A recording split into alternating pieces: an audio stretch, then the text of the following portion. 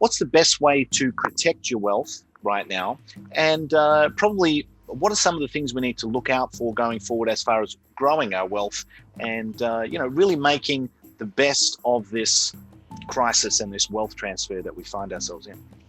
Sure, that's a great question, and I like to start with a real quick story. Go back to 1922, the German Weimar Republic hyperinflation, and that's a well-known story. Everyone knows what happened. We don't need to recite that. But there was an individual at the time, and his name was Hugo Stinnes, and I talk about this at the end of chapter 6. The end of chapter 5 of my book, The New Great Depression. Hugo Stinnes saw the hyperinflation coming. And he went out and before it hit and borrowed all the Reichsmarks he could. That was the currency at the time. And he invested in hard assets. He bought coal, steel, shipping assets, railroads, etc. Then he just waited. And here comes the super hyperinflation. Well, he paid back all the debts. I'd like to say he paid pennies on the dollar, but it was a millionth of a penny on the dollar. They were sweeping the currency down the sewers. But he went through the exercise of paying back his debt with this worthless currency, and he kept the assets. And he became the richest man in Germany. And I don't speak German, but his nickname was the Inflationskönig, which means the inflation king. So the point of the story, and it's a true story, you can look up Hugo Stinnes. The point of the story is even in the greatest hyperinflation in the history of developed economies, in the history of the world, this guy became the richest man in Germany because he saw it coming and he did the right thing. So the point I make to investors is that you're not helpless. We're in hard times. They may get worse in some ways, but you don't have to curl up in the ball. There's always something you can do to go out and at a minimum preserve wealth and even better prosper and make some money. So let's get specific about that. The first thing, and I hate cliches, this is going to sound like a cliche, but it's important to explain what it means, is you need to have diversification. Now that sounds obvious. Every economics teacher will say you have to diversify your assets, but people don't really understand it. I've run into investors and they say, well, I'm highly diversified. I've got 30 separate stocks in 10 sectors. I've got semiconductors, consumer non-durables, utilities, et cetera. And I go, no, you're not diversified. You may have 30 stocks, but you have one asset class. It's called stocks, and they go up together and down together, and you're not protected at all. So by all means, have a slice in stocks. That's fine, but I recommend a significant slug of cash. And people go, well, cash has no yield, and why would you have cash, et cetera? But cash, first of all, if we have deflation, not inflation, cash could be your best performing asset because the real value of cash goes up in deflation. Your money is worth more, even though there's no yield, because it has more buying power. But more to the point, here's what's not well understood.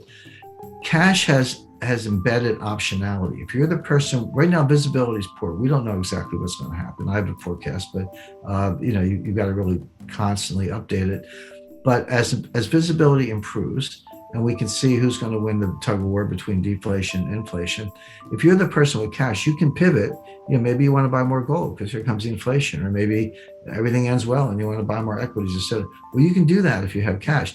If you throw all your money in private equity, and you decide that's not such a good bet, good luck getting your money back from Henry Kravis. I mean, he's a great private equity manager, but he's not going to give you your money back early. You're stuck. So it's a good idea to keep some cash in reserve. Beyond that, some alternatives, some room for private equity, room for venture capital. I highly recommend residential real estate in what I call go-to locations. Let me just explain that briefly. Right now, we're seeing it in the United States, but I don't doubt you're seeing it in Victoria and Melbourne and elsewhere. People are getting out of the cities. I mean, cities have always been a trade-off. On the one hand, there's noise and pollution, a certain amount of crime and high taxes and all that. But on the other hand, you have museums and cultures and great restaurants, and there's a lot of buzz, and people find it very attractive. And on balance, people have accepted the trade-off. They'll say, I'll take the excitement of the city despite the inconveniences. And they've always been magnets for talent, lawyers, bankers, artists, writers, other professionals, actors, etc. But now what's happened is we've got all the disadvantages, at least in the United States, the dearth and noise of pollution. Worse, murder rate in New York has doubled, suicide rates have tripled, drug abuse is up, et cetera. So we have the disadvantages are worse, but the benefits are gone. The museums are closed, Broadway's closed, et cetera. So people are just getting out of the cities. And so residential real estate in places like Los Angeles, New York, San Francisco, Seattle, elsewhere, and I dare say Melbourne, are actually collapsing. But you say, where are they going? In the United States, they're going to Miami, Nashville, Tennessee, Austin, Texas, Boise, Idaho, Phoenix, Scottsdale, and some other kind of magnet cities. So basically, residential real estate in the places where people are going. Miami is red hot right now. Phoenix, red hot. Austin, same thing. So there are good opportunities there. Commercial real estate, forget it. It's nowhere near the bottom. Probably wouldn't even look at it for maybe another year. And then finally, gold. I recommend 10% gold. People, I talk about gold all the time, and people always want to put words in your mouth, and they go, well, Jim Rickards says, sell everything and buy gold. I've never said that. I don't believe that. It's not the end of the world. We'll get through it. We'll muddle through. But 10% gold, yeah, that's a good piece to have. It's your inflation protection, obviously. It's also, if it's physical gold, it's a non-digital asset. If it's gold miners, it's a leverage bet, so you can make even more money. But people don't understand that gold does very well in deflation. In 1929 to 1933, the longest period of sustained deflation in U.S. history, gold went up 75%, from $20 an ounce to $35 an ounce. There's a reason for it. That's going back to what I said earlier. Governments get so desperate in deflation that they devalue the dollar and raise the dollar price of gold to get inflation. So gold ends up being the vehicle to break the back of deflation, which they have to do. So gold does well in just about every state of the world. In conclusion, as we navigate the complexities of today's economic landscape, the wisdom of historical experiences guides us towards sound wealth protection strategies. The story of Hugo Stinnes during the Weimar Republic's hyperinflation serves as a powerful reminder that even in the face of economic challenges, strategic decisions can lead to wealth preservation and prosperity. Diversification takes center stage as a misunderstood yet crucial aspect of building a resilient portfolio. Genuine diversification goes beyond superficially spreading investments, and our exploration has shed light on what it truly means to safeguard wealth. The often underestimated role of cash emerges as a key player, offering not only stability during times of deflation but also the flexibility to pivot as economic conditions evolve. Real estate in strategic locations, venture capital, and a calculated allocation to gold round out a comprehensive approach to wealth management.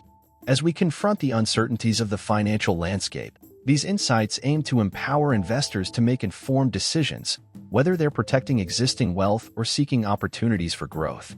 The path forward may be uncertain, but armed with knowledge and a diversified strategy, investors can navigate these waters with confidence and resilience. If you found value in today's insights and strategies for protecting and growing your wealth, don't forget to show your support by giving this video a thumbs up. Your likes and comments are not only appreciated but also contribute to spreading valuable financial knowledge. For more content on navigating the intricate world of finance, wealth management, and economic insights, make sure to subscribe to our channel. By subscribing, you'll stay updated on the latest analyses and strategies to help you make informed decisions in these dynamic times. Thank you for tuning in, and we look forward to having you as part of our growing community. Until next time, stay informed, stay empowered, and stay ahead in your financial journey. Subscribe now for more invaluable content, and I'll see you in the next video.